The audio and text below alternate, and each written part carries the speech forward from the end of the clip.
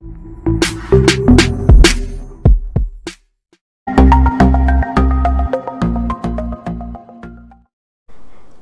అండి, ఎలా ఉన్నారు అందరూ? బాగున్నారా? నేనైతే బాగున్నానండి. మీ అందరికీ అమ్మవారి ఆశీస్సులు ఎల్లప్పుడూ ఉండాలని కోరుకుంటూ ఈ షట్టిల ఏకాదశి పూజను మనం ఏ రకంగా చేసుకోవాలి, నియమాలేంటి, ఆ రోజున ఎలాంటి దీపారాధన మనం చేసుకోవాలి, ఎలాంటి నైవేద్యాన్ని పెట్టాలి, ఇంకా కొన్ని విధానాల గురించి కూడా తెలుసుకుందామండి వీడియోలో. అందుకంటే ముందు ఒక చిన్న రిక్వెస్ట్, ఈ వీడియోకి ఒక చిన్న లైక్ చేయండి, కుదిరితే కనుక ఈ వీడియోని షేర్ చేయండి. సబ్స్క్రైబ్ కాని వారు ఎవరైనా ఉంటే కనుక సబ్స్క్రైబ్ చేసుకుని నోటిఫికేషన్ వచ్చేలా బెల్ బటన్ ఆన్ చేయండి. సరేనండి, ఇక మన విషయంలోకి వెళ్తాము. ప్రతి నెలలోనూ 2 సార్లు ఏకాదశులు వస్తాయి. వీటిలో దేని ప్రత్యేకత దానిది. ప్రతి నెలకి 2 పక్షాలు ఉంటాయి, ఒకటి శుక్లపక్షం, 2 కృష్ణపక్షం. పక్షానికి ఒక ఏకాదశి చొప్పున ఏడాదిలో 24 ఏకాదశులు ఉంటాయి. అధిక మాసం వస్తే ఇంకొక 2 ఏకాదశులు కలుపుకొని అప్పుడు మొత్తంగా 26 ఏకాదశులు వస్తాయి. ప్రతి నెల పౌర్ణమికి అమావాస్యకి ముందు ఈ ఏకాదశులు వస్తూ ఉంటాయి. పుష్యమాసంలో బహుళపక్షంలో వచ్చే ఏకాదశిని షట్టిల ఏకాదశి అంటారు. ఈ షట్టిల ఏకాదశి గురించి మన పురాణాల్లో ఒక కథ కూడా ప్రచారంలో ఉందండి. షట్టిల ఏకాదశికి ఒక ప్రత్యేకత అయితే ఉంది. ఆ రోజున నువ్వులతో 6 విధాలుగా చేయాలని మన శాస్త్రం చెప్తుంది. అలా చేస్తే కనుక మనకున్న సమస్త బాధలు తొలగిపోతాయని, మీరు కోరుకున్న ప్రతి ఒక్క కోరిక కూడా నెరవేరుతుందని చెప్తారు. ఈ ఏకాదశి రోజున సూర్యోదయానికి ముందే చక్కగా నిద్రలేచి ఒంటికి చక్కగా నువ్వుల పిండిని రుద్దుకోవాలి. ఎలా అంటే ఇక్కడ మనం తెల్ల నువ్వులు కానీ లేదంటే నల్ల నువ్వులు కానీ తీసుకోవాలి. ఈ నల్ల నువ్వులు తెల్ల నువ్వులు మనకి ఎక్కడైనా బయట దొరుకుతాయండి. ఇంటికి తెచ్చుకోండి వాటిని. శనివారం పూట కాకుండా మనకి ఏకాదశి వస్తుందనగా ఒక 2-3 రోజులకు ముందే తెచ్చుకోండి. మీరు వాటిని చక్కగా మిక్సీ జార్లో వేసుకుని పౌడర్ చేసి పెట్టుకోండి.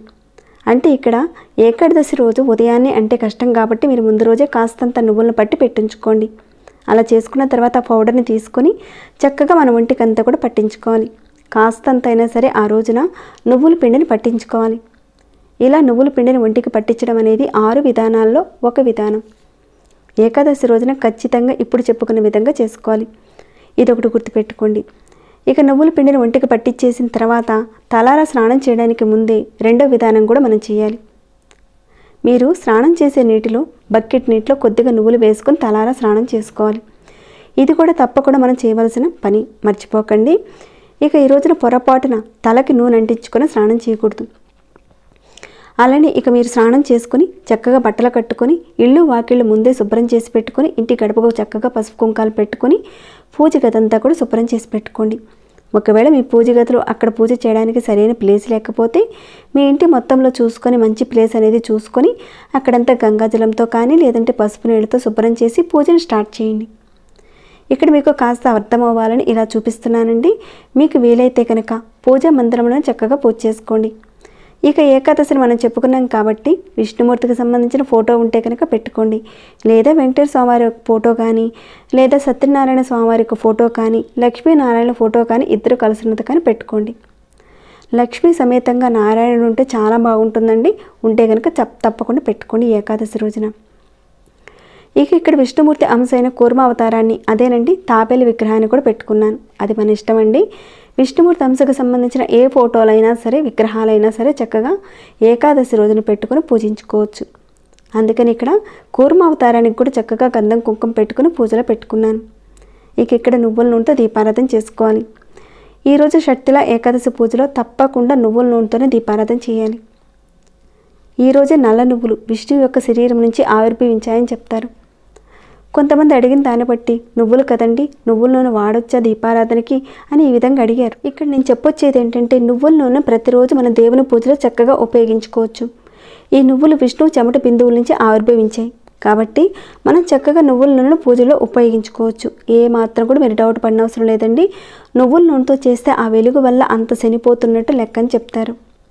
చక్కగా మనం దీపారాధన చేసుకున్న తర్వాత ఆ దీపారాధనలో కొద్దిగా తెల్ల నువ్వులు వేయాలి. తెల్ల నువ్వులు చిటికెడు అంటే చిటికెడు వేసుకుంటే సరిపోతుంది.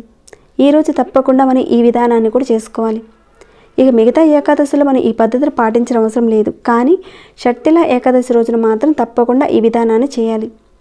ఈ ఏకాదశి రోజున అలానే కొద్దిగా కాస్తంత బెల్లం ముక్కని ఒక్కొక్క కుందిలో వేసుకోవాలి, కొద్దిగా. షట్టిల ఏకాదశి పూజను ఈతి బాధల నివారణ కోసం చేస్తారు. అంటే ఎవరైతే ఎక్కువగా కష్టాలు పడుతున్నారో, అంటే పూర్వజన్మలో మనం చేసిన కర్మ ఫలితాలు మన మీద చూపిస్తుంటాయి కదండి, అప్పుడు జాతకంలో ఏదో ఒక సమస్య అనేది ఉంటూనే ఉంటుంది.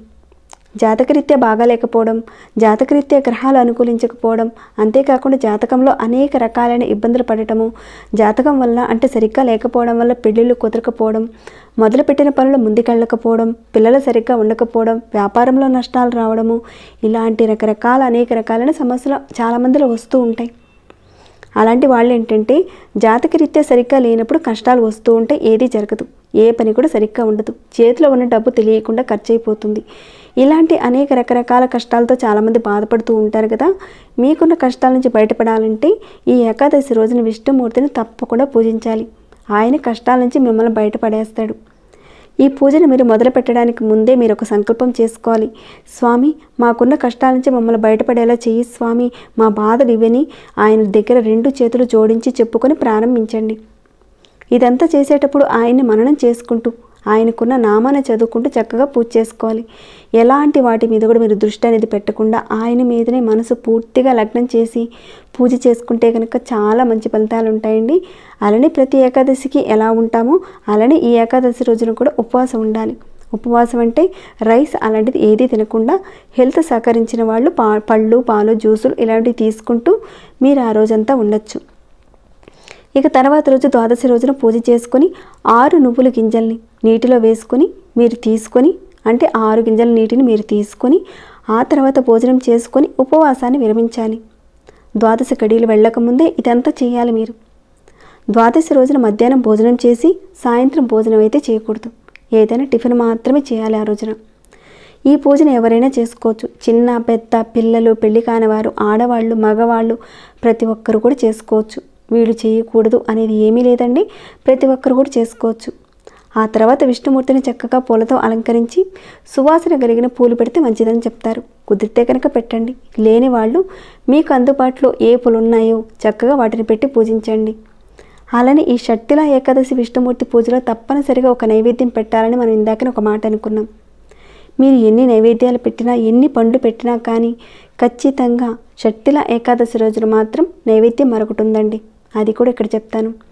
మీరు విష్ణుమూర్తికి చక్కగా అరటి పండ్లు ఉంటే కనుక అలాంటివి చక్కగా పెట్టండి. అలానే పాలను కూడా పెట్టండి. విష్ణుమూర్తి పూజలో పెట్టిన ఆ పాలు, ఆ పాల మీద, ఆ పండ్ల మీద ఒక్కొక్క 2 తులసి ఆకులను పెట్టి నివేదించండి. షట్టిల ఏకాదశి రోజున విష్ణుమూర్తికి తప్పకుండా పెట్టవలసిన నైవేద్యం గురించి అనుకున్నాం కాబట్టి అదేంటంటే నువ్వుల పిండిని పెట్టాలి. అంటే తెల్ల నువ్వులతో చేసిన నువ్వుల పిండిని పెట్టాలి. ఆ తెల్ల నువ్వుల పిండిలో మనం బెల్లం ఏమీ కూడా కలపనవసరం లేదండి. మిక్సీ జార్లో కాస్తంత తెల్ల నువ్వులు పెట్టి ఆ తెల్ల నువ్వుల పొడిని ప్రసాదంగా పెట్టుకోవాలి ఆయనకి. మరొకటి కూడా పెట్టుకోవచ్చు మీరు. ఇక్కడ అదేంటంటే తాలింపు నువ్వుల అన్నాన్ని కూడా పెట్టుకోవచ్చు. అంటే ఏంటంటే కొద్దిగా మనం వండిన అన్నంలో కాస్త తాలింపు వేసి కాస్త నువ్వుల పొడి వేసి కలిపి పెట్టుకున్న అన్నాన్ని విష్ణుమూర్తి పూజలో పెట్టుకోవాలి. ఇది తయారు చేయడం చాలామందికి తెలిసే ఉంటుంది. ఇదంతా కూడా మీరు పూజకు ముందే ప్రిపేర్ చేసి ఉంచుకోండి. ఇక ఈ ప్రసాదంలో బెల్లం అలాంటిది ఏది కలపకుండా ఉన్న నువ్వుల పిండిని కానీ పెట్టుకోవాలి. ఇక్కడ తప్పకుండా ప్రసాదంగా నువ్వుల పొడిని కానీ లేదంటే నువ్వుల అన్నం కానీ ఏదో ఒకటి మీకు వీలైనది ఈ రెండిట్లో ఏదో ఒకటి ఖచ్చితంగా పెట్టండి. ఈరోజు పూజలో మాత్రం వీటిని పెట్టడం మర్చిపోకండి. నువ్వులను దేవుడికి నివేదన చేసి ఇంట్లో వారందరూ కూడా ఆ నువ్వుల ప్రసాదాన్ని పెట్టి ఆ ఏకాదశి వ్రతం రోజున ఆ పెట్టిన ఆ నువ్వుల పిండిని కళ్ళకత్తుకొని పక్కన పెట్టుకోండి. మీరు ఏకాదశి రోజున తినకుండా ద్వాదశి రోజున పూజంతా అయిపోయిన తర్వాత దానిని మీరు తినాలి. ఏకాదశి ఉపవాసం అన్నీ చేసుకున్న తర్వాత ద్వాదశి రోజు పూజంతా అయిపోయిన తర్వాత ఒక గ్లాసు నీళ్లు తీసుకొని దాంట్లో ఒక 6 నువ్వుల గింజలు వేసుకొని తాగాలి. చివరిగా నువ్వులతో వండే అన్నాన్ని తినాలి. ఎలా అంటే బియ్యం ఉడికేటప్పుడు కాసినని నువ్వులు వేసి వండితే అది తిలాన్నం అవుతుంది. దాన్ని మనం ఆహారంగా తీసుకోవాలి. అలానే ఈ పూజలో విష్ణువుకి మర్చిపోకుండా తప్పనిసరిగా తులసిని పెట్టాలి. మీరు పూజలో ఏది మిస్ అయినా పర్వాలేదు, కానీ తులసిని పెట్టడం మాత్రం అస్సలు మిస్ అవ్వకండి. కనీసం ఒక్క ఆకునైనా సరే పెట్టడానికి చూడండి. అలానే మీకు కుదిరితే కనుక విష్ణు సహస్రనామం, విష్ణు అష్టోత్తరము, ఇంకా లక్ష్మి అష్టోత్తరాన్ని చదువుకుంటే మంచిదండి. ఇవన్నీ కూడా చదవడం రానివారు కనీసం ఈ మంత్రాన్ని చదవడానికి చూడండి. ఓం నమో భగవతే వాసుదేవాయ, ఓం నమో భగవతే వాసుదేవాయ అని ఈ ద్వాదశ మంత్రాన్ని చెప్పించండి. చాలా మంచిదండి. ఈ మంత్రాన్ని చదువుకుంటూ ఒక్కొక్క తులసాకుని వేసుకుంటూ పూజ చేయండి. పితృదేవతలకు చాలా ఇష్టమైన రోజండి ఇది. అందుకని నల్ల నువ్వులతో పితృదేవతలకు తర్పణ వదలాలని చెప్తారు. ఎప్పటి నుంచో వస్తున్న ఆచారం. నువ్వులతో చేసే పూజ వల్ల అటు నారాయణుడికి వెళుతుంది, ఇటు మన పితృదేవతలకు వెళుతుంది. పితృదేవతలు మన సంతృప్తిపరిస్తే మన కుటుంబం బాగుంటుంది. కాబట్టి ఈ ఏకాదశి రోజున చేసే పూజ 2 విధాలుగా విష్ణుమూర్తికి అలానే పితృదేవతలకి వెళుతుంది. ముఖ్యంగా ఈ ఏకాదశి పూజ చేసుకున్నప్పుడు ఈరోజు ఖచ్చితంగా ఏదో ఒకటి దానం చేయండి. దానిలో ముఖ్యంగా నువ్వులను కానీ నువ్వుల నూనెను కానీ బ్రాహ్మణుడికి దానం చేయాలని అంటారు. మీకు దగ్గరలో బ్రాహ్మణులు ఉంటే కనుక వారిని అడిగి మీరు నువ్వులు దానం చేయాలనుకుంటున్నారా లేదంటే నువ్వుల నూనె దానం చేయాలనుకుంటున్నారా అన్నది మీరు ఒకసారి డిసైడ్ అయ్యి ఆ రెండిట్లో ఏదో ఒకటి మీరు బ్రాహ్మణుడికి ఇవ్వడానికి చూడండి. అలానే ఆ రోజున ఇంట్లో తిలహోమం చేపిస్తే కూడా చాలా మంచిదని చెప్తారు. ఇలా మనం ఈ ఏకాదశి రోజున 6 విధాలుగా నువ్వులతో చేస్తే కనుక చాలా చాలా ఉత్తమం అని చెప్తారండి. ఇలా చేయడం వల్ల సమస్త బాధలు తొలగిపోతాయని చెప్తారు. సర్వ కష్టాలు పడుతున్నవారు అంటే ఇది నా వల్ల కాదండి, చాలా బాధల్లో ఉన్నామండి, మానసికంగా చాలా ఇదైపోయాము, తట్టుకోలేని పరిస్థితి అండి మాది, అలాంటి వారందరూ కూడా తప్పకుండా ఈ షట్టిల ఏకాదశి రోజున పూజ చేయడం మాత్రం మర్చిపోకండి. తప్పకుండా చేయండి. ఈ ఏకాదశి రోజున ప్రతి ఒక్కరూ కూడా విష్ణువుని ఆరాధించడం పూజించడం చేయండి. మీరు మంచి ఫలితాలను పొందవచ్చు.